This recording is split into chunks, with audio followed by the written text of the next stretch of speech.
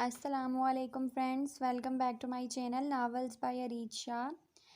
तो फ्रेंड्स, चाहूँगा मैं तुझे हर दम तो मेरी ज़िंदगी, इसकी आज हम नेक्स्ट एपिसोड स्टार्ट करते हैं।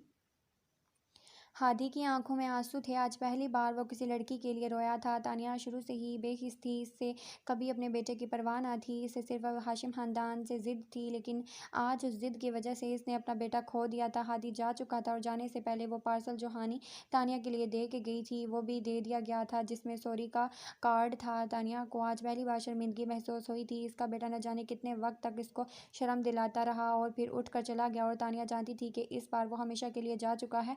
तानिया ने हादी को फ़ोन करने की बहुत कोशिश की, मगर हादी ने इसकी कॉल्स का कोई जवाब ना दिया। तानिया अब बहुत परेशान हो चुकी थी।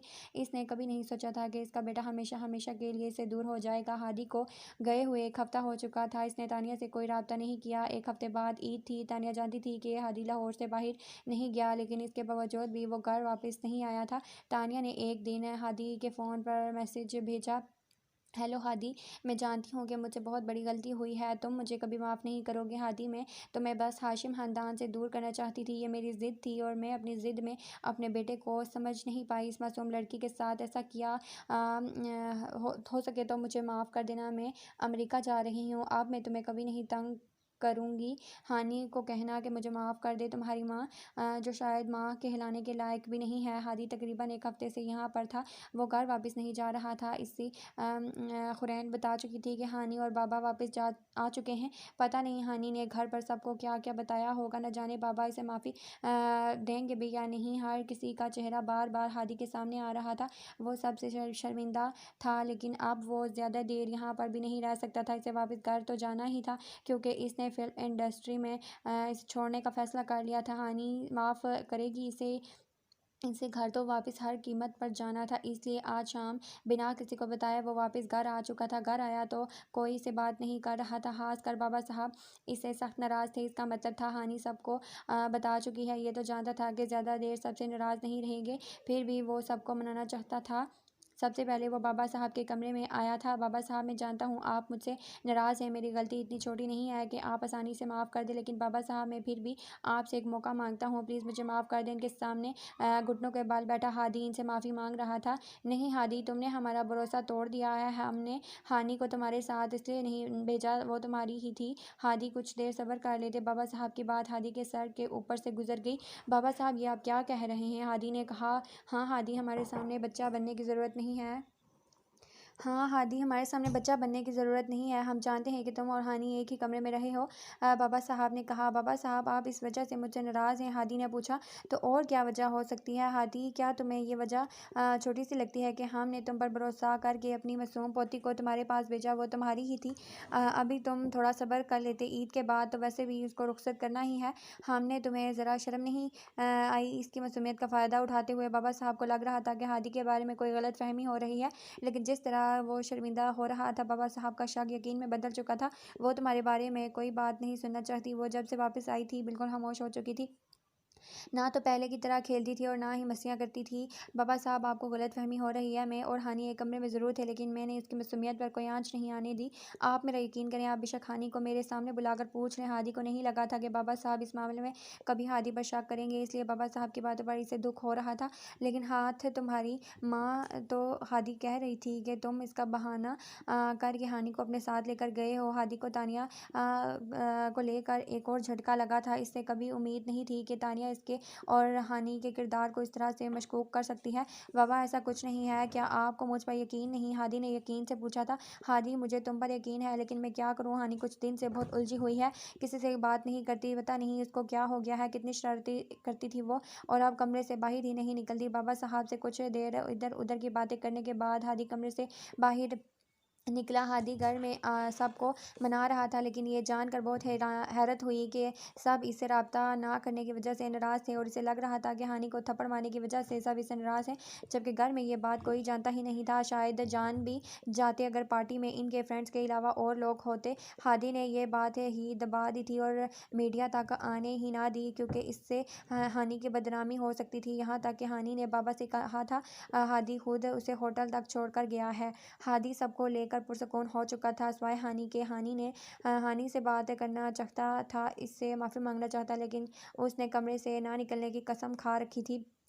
अब इसे हानि को मनाना था किसी भी हाल में। वैसे इतनी बड़ी बात घर में ना बताकर हानि समझदार होने का सबूत तो दे ही दिया था, लेकिन इसकी ये समझदार हादी के लिए खतरे की घंटी बजा रही थी। हादी कुछ सोच समझ कर इसके कमरे की तरफ आया तो वो कमरे से बाहर निकल रही थी।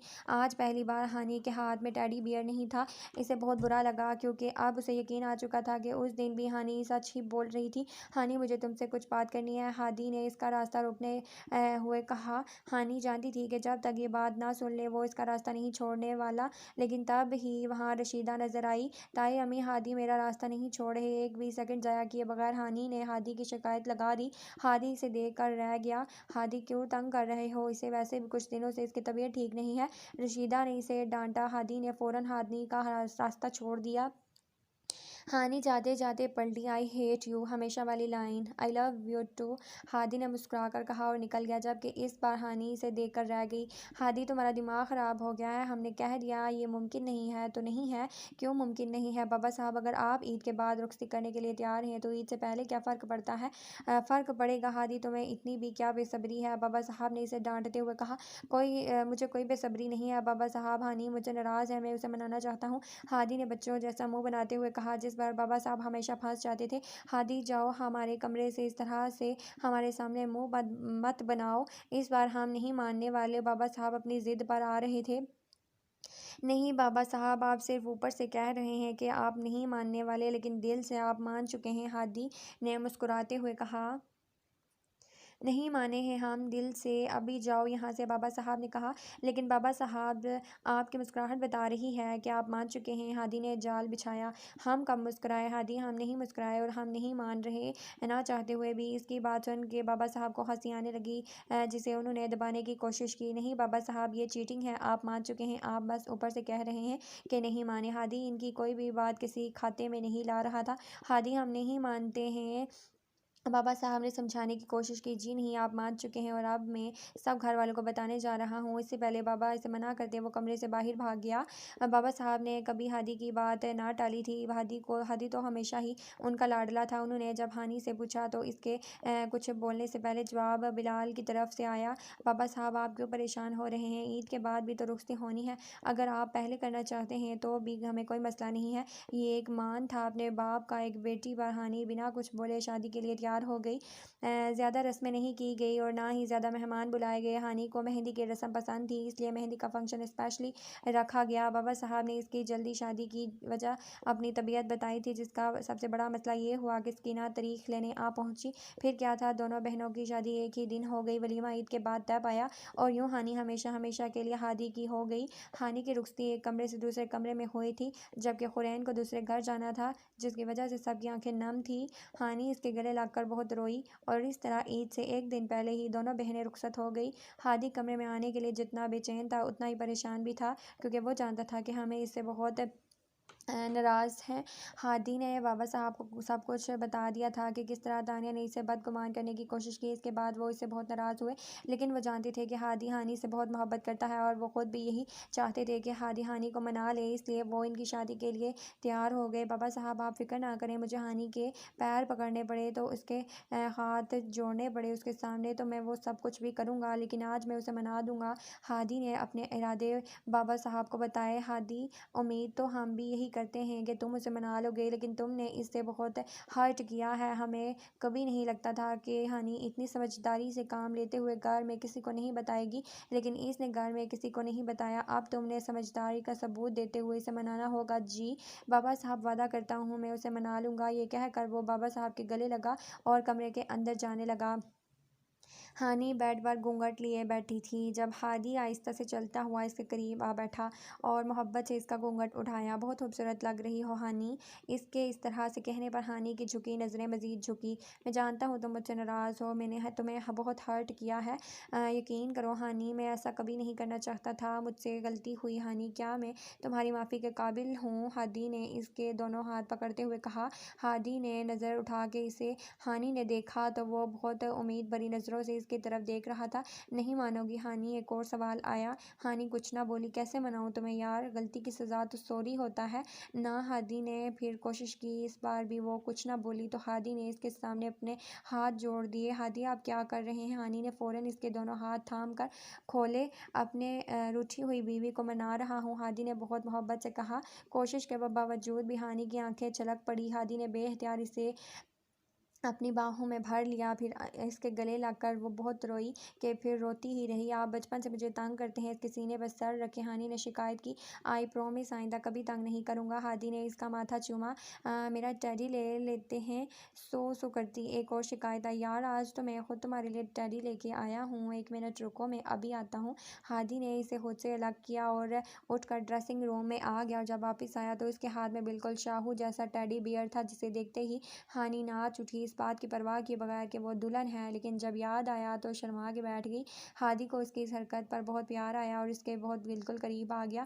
हानी कंफ्यूज हुई। आपने मेरा कमरा भी छीन लिया। इसे एक और शिकायत याद आई। लेकिन अब तो तुम इसी रूम में आ गई हो हमेशा के लिए। हादी ने इसे याद दिलाया और इसके मज़ीद करीब आया और हानी मज़ीद कंफ्यूज हो गई। शर्म के मारे अपनी पलकें तक उठा नहीं पा रही थी। हानी का तो आज हर अंदाज ही निराला था। हादी ने इसके झुमके को छेड़ा। आपकी वजह से बाबा साहब ने पहली बार मुझे डांटा था। हादी को फेरी से उतरते देखकर वो फिर से बोली, अब तुम रोज़ बाबा साहब से मेरी शिकायतें करके मुझे डांट पड़वाना, मुझे कोई इतराज़ नहीं है। हादी ने झुक कर इसके गाल को छुआ। हादी वो आपने मुझे थप्पड़ मारा था, यहाँ बहुत दर्द हुआ था। हानी ने अपने गाल पे हाथ रखते हुए कहा। हादी को बुरा लगा। आइंदा ऐसी गलती कभी नहीं होगी हानी। हादी ने इसे एक बार फिर अपने सीने में भींच लिया और हादी ने इसे खुद से अलग करके अपने माथे पे हाथ मारा। क्या हुआ? हानी ने पूछा। यार तुम्हारा गिफ्ट मैं बाबा साहब के कमरे में भूल आया। हादी ने बताया। अब तक तो बाबा साहब सो चुके होंगे, कैसे लाऊं? कोई बात नहीं, सुबह दे दीजिएगा। हानी ने मसले का हल बताया। अरे नहीं, तुम्हें गिफ्ट ना देकर मैं अपनी वेडिंग नाइट बर्बाद नहीं करना चाहता। हादी इतना बेसाख्ता बोला कि हानी की नज़रें झुक गई। फिर कुछ सोचते हुए हादी ने अपने गले से चेन निकाली। ये वही डबल एच वाली चेन थी जो हानी को लगता था कि हुरैन और हादी के नाम की है। हानी ने ये चेन मुझे बाबा साहब ने दी थी जब मैं इस घर में आया था। हमारी दादी का नाम हमीदा था और ये चेन हाशिम और हमीदा यानी कि हमारे दादा दादी की मोहब्बत की निशानी है, जो आगे चल कर इंशाअल्लाह हमारी मोहब्बत की निशानी बनेगी। इसकी बात सुनकर हानी को शर्मिंदगी ने आ घेरा और इसे बता भी नहीं पाई कि वो इस चेन के बारे में क्या क्या सोचती रही। कभी अपनी बहन हुरैन को लेकर तो वो कभी इस हुमा को लेकर। या अल्लाह, मेरी ज़िंदगी में जितने भी लोग आए सब का नाम एच से क्यों शुरू होता है? हाथी ने मोहब्बत से चेन इसके गले में पहनाई। आज ये चेन भी बहुत खूबसूरत लग रही है। वैसे इतने सालों में हानी ने हादी की इस चेन के बारे में क्या क्या ना सोचा। अगर कुछ नहीं सोचा तो ये कि इसका नाम भी एच से शुरू होता है। खैर, अक्ल देर से आई दुरुस्त आई। खुद पे हंसते हुए अपना सर हादी के सीने पर रख दिया। वैसे हानी, एक बात के लिए मैं भी तुमसे नाराज़ हूँ। हादी ने इससे अपने करीब करते हुए कहा। कौन सी बात के लिए? हानी ने पूछा। वो ड्रेस और ईद की चीज़ें जो मैं तुम्हारे लिए लाया था, तुमने वापस क्यों की? हादी ने रूठेपन से पूछा। वो मैं नाराज़ थी, हानी ने मासूमियत से बताया। तो क्या अब जब भी तुम मुझसे नाराज़ होगी मेरी दिलवाई हुई चीज़ें वापस कर दोगी? आप ये भी तो कह सकते हैं कि आप मुझे कभी रूठने नहीं देंगे, हानी ने मुँह बसोड़ते हुए कहा, जिस पर हादी कहका लगाकर हंसा। हादी ने खींच कर इसे उससे करीब किया और इसके लर्ज़ते लबों पर अपने होंठ रखे। अब जब भी तुम मुझसे रूठोगे मैं तुम्हें ऐसे बनाऊंगा। ये कहते हुए हादी मज़ीद इस पर झुका। हानी शर्माती घबराई इसके सीने में अपनी पनाह ढूंढने लगी और ईद से पहले इस आखिरी शब ने हानी को हमेशा हमेशा के लिए सिर्फ और सिर्फ हादी का कर दिया। हादी अभी ईद की नमाज अदा करके आया था। सबसे ईद मिलकर वो हानी को ढूंढने लगा। अम्मी और चाची हुरैन का नाश्ता लेकर जा रही थी। ईद के साथ शादी की सारी रस्में भी अदा हो रही थी। वो सुबह मस्जिद गया तो हानी सो रही थी। इसे जगाए बगैर वो चला गया। तकरीबन आधे घंटे से वो वापस आया था मगर हानी कहीं ना थी। इसे ढूंढते ढूंढते वो कमरे में आया तो मोहतरमा अभी तक तैयार हो रही थी। इसने हादी का दिलवाया हुआ ड्रेस पहना था। हादी वही दीवार के साथ टेक लगाकर खड़ा हो गया। हानी का सारा ध्यान इसकी तैयारी पर था। इसको हादी के आने का एहसास ना हुआ तो फिर आखिरकार हादी के सब्र का पैमाना लबरेज हो गया। हादी इसके करीब आया और आहिस्तगी से अपनी बाहों में भर लिया। ईद मुबारक, मोहब्बत से कहा। खैर मुबारक, आपको भी ईद मुबारक। शर्माती घबराती इसकी बाहों से अपना आप छुड़वाती बोली, खैर मुबारक, लाओ मेरी ईदी दो। इसके छुड़वाने की कोशिश को नाकाम बनाते हुए बोला, मैं दूँ? हानी हैरत से बोली, हाँ तो। हादी इसी के अंदाज में बोला, जनाब बड़े देते हैं ईदी, छोटे नहीं। हानी ने इसकी मालूमात में इजाफा करते हुए कहा, जबकि अपना आप छुड़वाने की कोशिश अब भी जारी थी। जी नहीं जनाब, जी नहीं जनाबा, ईदी उनको मिलती है जो ईद मिलते हैं। हादी ने शरारत से कहते हुए उसे अपने करीब किया। हाँ तो मैं अभी तो मिली हूँ आपसे ईद, लाएं दें मेरी ईदी। एक मिनट मोहतरमा, तुम कब मिली मुझसे ईदी? हादी ने एक्टिंग करते हुए कहा। अरे अभी तो मिली हूँ। हानी आखिरकार अपना आप छुड़वाने में कामयाब हो गई। मोहतरमा वो मैं मिला था, तुम नहीं, तुम्हारा मिलना अभी बाकी है। और इसे बाहों में उठाकर बेड पर ले आया। जानू आज तुम ईदी लो ना लो, लेकिन मैं तो दिल खोल कर ईदी वसूल करूंगा। हादी ने शरारत से कहा। हादी वो देख रहा है? हानी शर्माती कपकपाती आवाज़ में बोली, कौन देख रहा है? इस पे झुकते झुकते हादी उठकर बैठा। वो शाहू, उसने अपने भालू की तरफ इशारा किया। ओह साला साहब, इनको मैं कैसे भूल गया, ये भी तो हमारे कमरे में रहते हैं। हादी ने हैरान होते हुए कहा, जबकि अगले ही पाल हानी का दुपट्टा उतारकर शाहू के मुंह पर दे मारा। अब नो प्रॉब्लम, हादी ने इस पर झुकते हुए कहा, जबकि हानी ने अपना आप इसके रहमो करम पर छोड़ दिया। तानिया ने फ़ोन करके सबसे माफ़ी मांगी और सब ने खुले दिल से माफ़ कर दिया। हानी ने माफ़ी मांगी क्योंकि हानी को अपने किए पर शर्मिंदगी थी।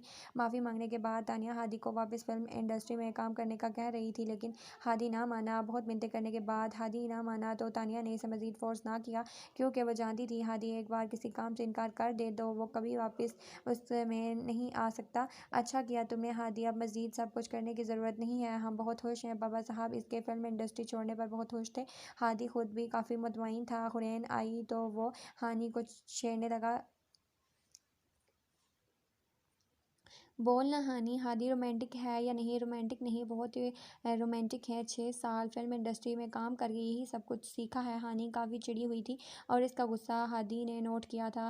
मोहतरमा, पहले तो कभी प्रॉब्लम नहीं थी कि तुम्हें मेरे फिल्म इंडस्ट्री में काम करने से, अब क्यों? हानी कमरे में आई तो हादी ने पूछा, पहले मैंने कभी आपके फिल्मों के ट्रेलर नहीं देखे थे, शर्म नहीं आई आपको किसी लड़की के साथ इस तरह से रोमांस झाड़ते हुए? हानी काफ़ी गुस्से में थी। हानि ने इसकी फ़िल्म के ट्रेलर देख लिए थे जिनमें वो किसी लड़की के साथ रोमांस छा रहा था। जानू जी, इनके साथ ट्रेलर रोमांस किया है, फ़िल्म सिर्फ तुम्हारे साथ की है। हादी ने कहते हुए इसे खींचकर अपने बाहों में लिया। मिस्टर हादी हाशिम, मैंने ईद का सारा दिन रूम में नहीं गुजारना। हानी ने इसे खुद से दूर करते हुए कहा, लेकिन मैंने तो गुजारना है ना। इसे फिर से पकड़कर अपने करीब किया। तो अकेले गुजारें, कहते ही भाग कर वो दरवाजे पे आ पहुंची। जाओ, रात को तो मेरे हाथ ही आओगी ना, गिन गिन कर बदले लूँगा। जब सारे हिसाब बेबाक होंगे फिर पछताओगी मुझसे दूर जाने पर। वो हंसते हंसते भाग गई और हादी ने शाहू को पकड़ लिया। देख रहे हो साला साहब, तुम्हारी बहन किस तरह से तंग करती है मुझे, हादी ने आह भरते हुए कहा। चाहूँगा मैं तुझे हर दम, तो मेरी ज़िंदगी मांगू रब से तेरी खुशियाँ, तो मेरी हर खुशी। शाहू को उठा कर गुनगुनाते हुए वो खुद भी कमरे से बाहर निकल आया।